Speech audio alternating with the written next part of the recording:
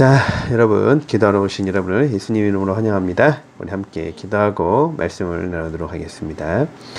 하나님 감사합니다. 오늘도 저희에게 하나님께 나와서 기도할 수 있는 힘과 능력을 주셔서 감사합니다. 하나님, 이 아침에 저희가 하나님 앞에 부르짖는 것을 통해서 우리의 영이 살아나고 또 우리의 교회가 살아나고 하나님께 영광 돌리는 하루하루를 보낼 수 있도록 도와주시옵소서. 예수님 이름으로 기도드립니다. 아멘. 예, 오늘은 요한복음 12장 27절부터 말씀입니다. 함께 보시겠습니다. 교독하겠습니다.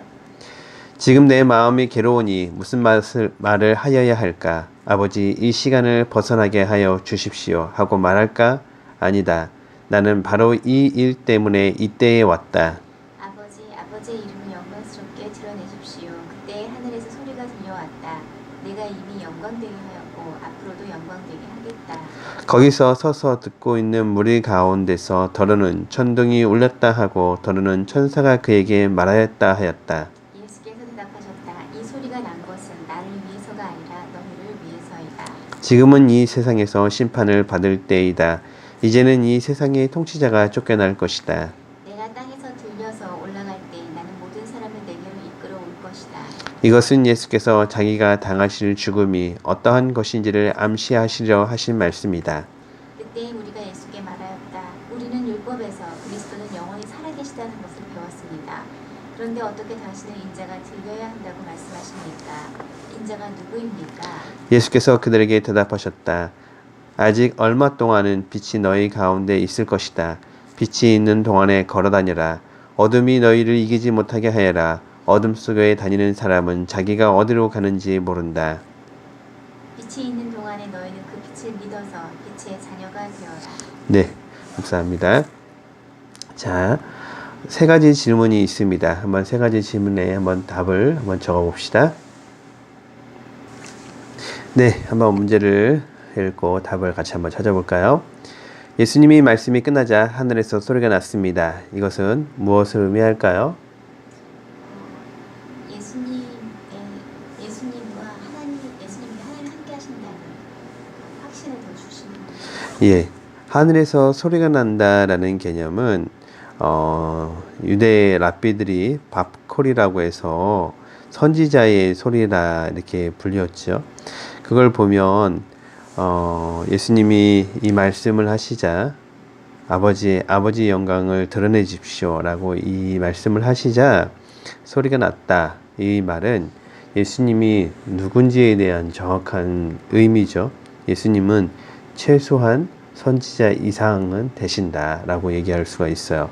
왜냐하면 말라기 선지자 이후에 이스라엘은 하나님 말씀을 전하는 선지자들이 없었거든요. 근데 이 하늘이 울리고 이렇게 소리가 났다. 요건 그런 의미를 얘기하고 있습니다. 우리가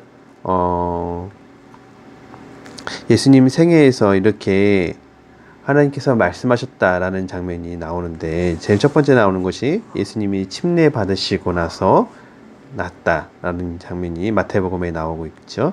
그리고 변화산에서 예수님 모습이 변하시고 나서 제자들에게 말씀하신 것이 마태복음 17장에 나오고, 그리고 요한복음 12장 여기에서 하나님이 말씀하시는 것이 나오죠. 이렇게 성경에는 하나님께서 예수님이 하나님의 아들이심을 친히 증거하는 장면이 이렇게 3번에 걸쳐서 나오고 있는 것을 볼 수 있습니다. 자, 두 번째 질문을 보겠습니다. 32절에서 내가 땅에서 들려서 올라갈 때야 나는 모든 사람을 내게로 이끌어 올릴 것이다 라고 얘기를 하셨어요. 인자가 들려 올라야 한다. 이렇게 이야기를 하셨는데 도대체 이건 어떤 걸 의미하고 있죠? 예수님이 십자가에서 죽으셔야지만 모든 사람을 구원할 수 있기 때문에 네, 진정으로 하나님께서 영광 받으시는 것은 어제도 말씀드렸지만 예수님이 십자가에 달리시는 것이라는 걸 다시 한번 예수님이 여기서 이야기를 하고 계시는 거예요. 예수님이 십자가에 달리시지 않으면 하나님께서 영광 받으시지 못하죠. 왜냐? 당연하죠. 예수님이 세상에 오신 것은 이 세상의 사람들의 죄를 친히 담당하시기 위하심이잖아요. 예수님이 십자가에 달려서 친히 담당하심으로 인해서 모든 사람들이 하나님 앞에 감사와 찬양을 돌리게 되고 그것이 곧 하나님의 이름을 영광스럽게 하는 것이기 때문에 그렇습니다. 그렇다면 우리의 삶은 어떤지 한번 오늘 아침에 한번 생각해 보면 좋을 것 같아요. 우리가 이 세상에 살면서 우리도 여러 가지 활동을 하고 있죠. 그 활동 중에서 내가 활동하는 일을 통해서 하나님께 영광 돌리는 삶이 과연 있는가? 하나님께 영광 돌리고 있는가? 한번 생각해 보면 좋을 것 같아요. 잘 사시는 분들은 뭐 지금처럼 변함없이 잘 사시면 되는 거고, 그렇지 않은 분들은 한번 생각해 보시면 좋을 것 같아요. 내가 오늘 하나님 나라를 위해서, 하나님께 영광 돌리기 위해서 예수님처럼 살고 있는가? 우리의 모델은 예수님이잖아요. 예수님은 십자가를 지시기까지 하셨는데 나는 십자가를 지려고 노력하는가? 한번 생각해 보시면 좋을 것 같습니다. 자, 마지막 질문입니다. 우리는 율법에서 그리스도인은 영원히 살아계시다는 것을 배웠습니다. 라고 유대인들이 이야기를 했어요. 율법에서는 그리스도가 죽지 않고 영원히 살아계시다라고 말씀하셨대요. 어디에서 이렇게 말씀하셨을까요? 써 있는 것처럼 시편 110편 4절에서 여호와는 맹세하고 변하지 아니하시리라. 이르시기를 너는 멜기세덱의 사유를 따라 영원한 제사장이라 하셨도다. 네, 그래요. 시편 그 다음에 이사야에서 쭉 이야기를 하고 있어요. 지금 시편은 110편 4절에서 이야기한 걸 읽어주셨고요. 그 다음에 이사야서 9장 6절에서도 이렇게 얘기하죠. 이는 한 아기가 우리에게서 낳고 한 아들을 우리에게 주신 바 되었는데 그의 어깨에는 정사를 메었고 그의 이름은 기묘자라 모사라 전능하신 하나님이라 영존하시는 아버지라 평강의 왕이라 할 것임이라. 그 다음에 다니엘서 7장 14절에서 그에게 권세할 영광과 나라를 주고 모든 백성과 나라들과 다른 언어를 말하는 모든 자들이 그를 섬기게 하였으니 그의 권세는 소멸되지 아니하는 영원한 권세요 그의 나라는 멸망하지 아니할 것이라. 자, 근데 이런 말씀이 근거를 두고 얘기했다고 했는데 이 당시의 사람들은 이 말씀을 그렇게 해석했지만 오늘날 우리는 이 말씀을 정확하게 이해할 수 있죠. 그의 나라는 영원히 멸망하지 않을 것이다. 자, 예수님의 나라가 멸망했을까요? 예, 오히려 예수님이 십자가에 달려서 죽으신 것이 끝난 것이 아니었죠. 죽으심으로 끝났다면 물론 그의 나라가 멸망했을지도 모르죠. 하지만 예수님은 십자가에 달려서 죽으셨을 뿐 아니라 부활하셔서 지금 영원한 나라를 이루어가고 계시죠.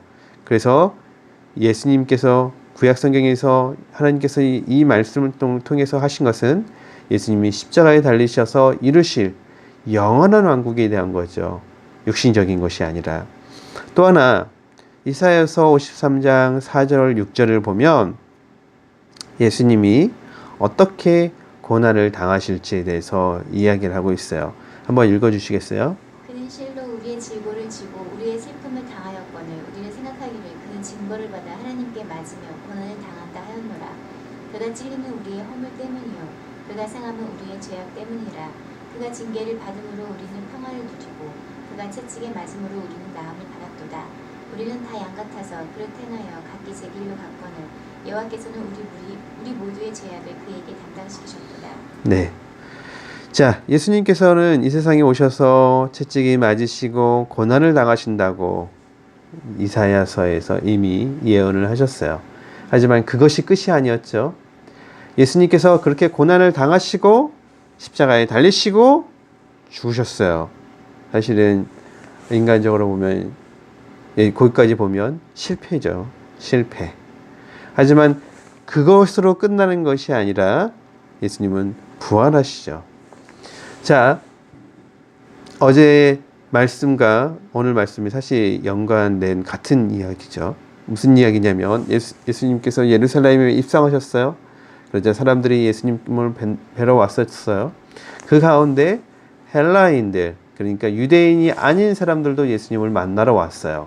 여기서 헬라인은 유대인이 아닌 사람들을 말하는 거예요. 오늘날의 그리스 사람들을 말하는 것이 아니라 사람들이 만나러 왔어요.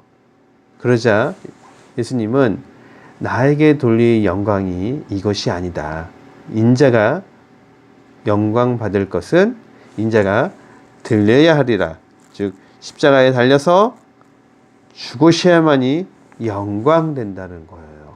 십자가에 달려서 예수님이 죽으시는 것이 영광이다. 우리도 굉장히 비슷한 생활을 많이 하는 것 같아요. 목회자로 살면서 여러 가지 삶이 있는데 목회자가 잘 되고 성공하고 유명해지고 돈 많아지고 하면 사람들이 그 목사님을 칭송할 것 같은데 겉으로 보는 칭송하는 것도 맞는 것 같기도 하고요. 하지만 진짜 목회자의 칭송은 그분의 헌신과 어려움 속에서도 하나님과 함께 동행하는 멋있는 삶, 그것이 목회자의 칭송이 되지 않을까 이런 생각이 들어요. 성도 여러분, 여러분들도 여러분 삶 속에서 성공하고 출세하고 유명해지는 거 다 필요한 거 맞아요. 하지만 더 중요한 건 내가 오늘 하나님과 함께 동행하면서 잘 살고 있는지, 그리고 그렇게 살고 있지 않다면 내가 그렇게 살기 위해서 발버둥 치는 거, 이런 것이 하나님께 영광된다는 거 기억해 주셨으면 좋겠어요. 사람들이 우리가 부귀영화를 누리면 다 칭송하는 것 같지만 칭송보다는 시기와 질투를 더 많이 하겠죠.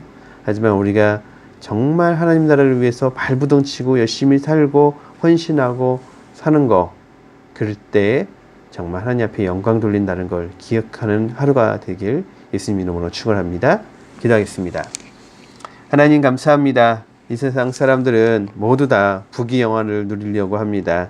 하지만 하나님, 저희는 그것이 아니라 하나님의 길로 걷기를 좋아하고 그 걷기를 위해서 고난을 즐겨하는 자들 되게 해 주시옵소서. 예수님이 우리의 모델이니 저희가 예수님처럼 살게 해 주시옵소서. 예수님 이름으로 기도드립니다. 아멘.